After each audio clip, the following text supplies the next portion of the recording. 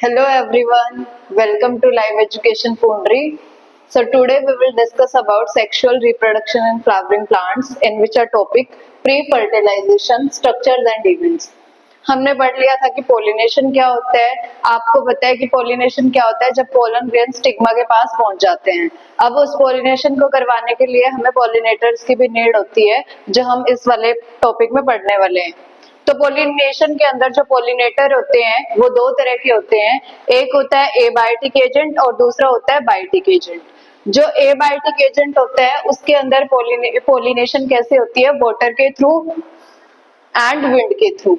और जो हमारा बायोटिक एजेंट होता है उसके अंदर कैसे होती है, इंसेक्ट के थ्रू, बर्ड्स के थ्रू, बैट्स के थ्रू, प्राइमेट्स के थ्रू एंड आर्बोरियल रोडेंट्स के थ्रू एंड रेप्टाइल्स के थ्रू। ये आपको सारे के सारे पिक्चर पे दिखाई दे रहे हैं कि आपने देखा जैसे इंसेक्ट के थ्रू हो रही है, वाटर के थ्रू हो रही है, और ये हमारे रोडेंट है इनके थ्रू हो रही है, बैट्स के थ्रू हो रही है, प्राइमेट्स के थ्रू हो रही है एंड रेप्टाइल्स के थ्रू हो रही है।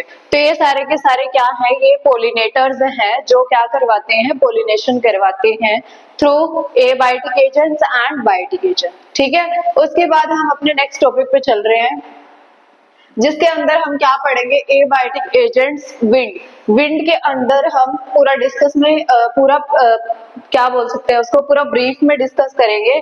जैसे कि पोलिनेशन, पोलिनेशन अगर विंड से हो रही है तो उसको क्या बोलेंगे, अनीमोफिली बोलेंगे। और मोर कॉमन एबायोटिक एजेंट, और एबायोटिक एजेंट हमें ज्यादातर देखने को मिलता है जो विंड के थ्रू होता है। पोलन ग्रेन क्या करते रहते हैं, जब एंथर आपका पूरा पक जाता है, मैच्योर हो जाता है, तो फिर डेhiscence ऑफ एंथर होता है, पोलन ग्रेन इधर उधर उड़ते रहते हैं और फिर वो विंड के थ्रू स्टिग्मा के पास पहुंच जाते हैं, जिसको हम क्या बोल सकते हैं, अनीमोफिली बोल सकते हैं। उसके बाद wind pollinated flowers often have a single ovule, जिनके अंदर विंड की हेल्प से पोलिनेशन होती है उनके पास हमेशा सिंगल ओव्यूल देखने को मिलेगा। जिनके पास जिन फ्लावर्स के अंदर विंड की हेल्प से पोलिनेशन होती है उनके अंदर हमें सिंगल ओव्यूल देखने को मिलेगा। उसके बाद in each ovary and numerous flowers packed into an inflorescence. तो ये क्या कह रहे हैं कि ज्यादा तो फ्लावर देखने को मिलेंगे और वन ओव्यूल देखने को मिलेगा, कहाँ पे, ओवरी के अंदर। उसके बाद एग्जाम्पल अगर देखा जाए विंड पोलिनेशन का तो हमें हमारे पास है कॉर्न कॉब। कॉर्न कॉब के अंदर क्या होता है, The tassels are the stigma and style which wave in the wind to trap pollen grains। तो ये कह रहे हैं कि कॉर्न क्रैब के अंदर क्या होता है, उसके अंदर स्टिग्मा एंड स्टाइल वहां पे क्या होता है, पोलन ग्रेन विंड के थ्रू आते हैं और फिर क्या हो जाती है, पोलिनेशन हो जाती है, और पोलिनेशन के बाद फिर हमारा कॉर्न कॉब का फ्लावर बनके रेडी हो जाता है। Next, wind pollination is quite common in grasses, और सबसे कम मतलब अगर सबसे कॉमन देखी जाए कहाँ पे देखने को मिलती है, ग्रासेस में। ग्रासेस में विंड पोलिनेशन बहुत कॉमन सी चीज है। उसके बाद चलते हैं हमारे नेक्स्ट टॉपिक पे, एबायोटिक एजेंट। एबायोटिक एजेंट में हमारे पास है ways for effective pollination. Effective pollination करवाने के जो हमारे रास्ते हैं, जो हमारे मेथड है, वो कौन कौन से हैं।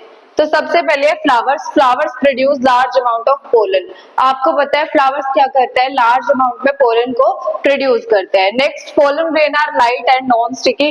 पोलन ग्रेन कैसे होते हैं, लाइट वेट होते हैं और नॉन स्टिकी होते हैं। ठीक है, उसके बाद they often possess well exposed stamen, और उनके पास क्या होता है, उनके पास स्टैमन होता है। वेल एक्सपोज्ड का मतलब बिल्कुल अच्छी तरह से बना हुआ स्टैमन होता है। For easy dispersion of pollen into wind currents, जिससे क्या हो सकता है, इजीली विंड में, हवा में पोलन क्या कर सकते हैं, डिस्पर्स हो सकते हैं और फिर पोलिनेशन करवा सकते हैं।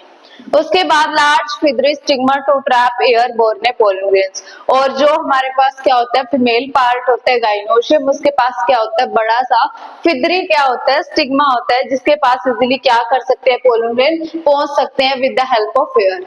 उसके बाद नेक्स्ट है हमारे पास वाटर।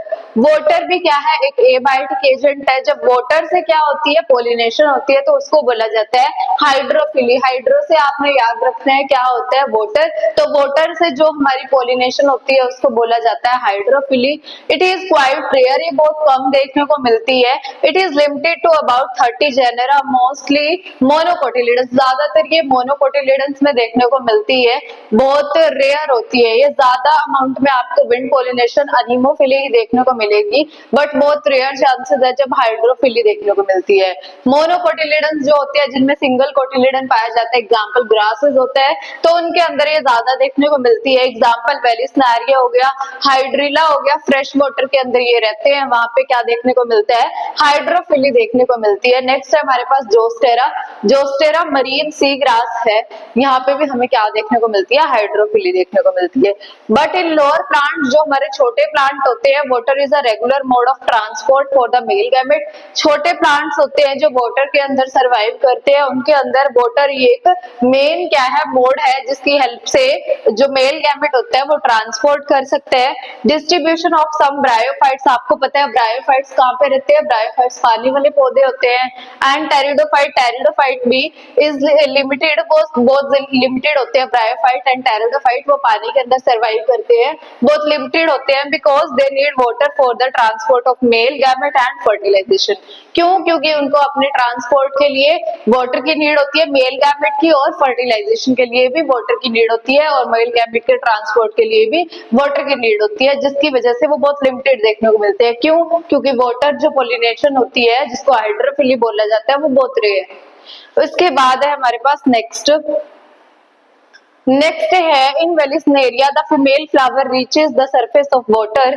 जो वेलिस्नेरिया होता है वाटर प्लांट है, यहाँ पे जो फीमेल फ्लावर है वो कहाँ पे पहुंच जाता है, वो वाटर के सरफेस पे पहुंच जाता है बाय द लॉन्ग स्टॉक, क्योंकि उसके पास एक लंबी सी क्या होती है, डंडी होती है। एंड द मेल फ्लावर और pollen grain are released on the surface of water. और जो मेल फ्लावर है या फिर कह सकते हो पोलन ग्रेन, वो कहाँ पे रिलीज हो जाते हैं, सरफेस ऑफ वाटर, वाटर के सरफेस पे।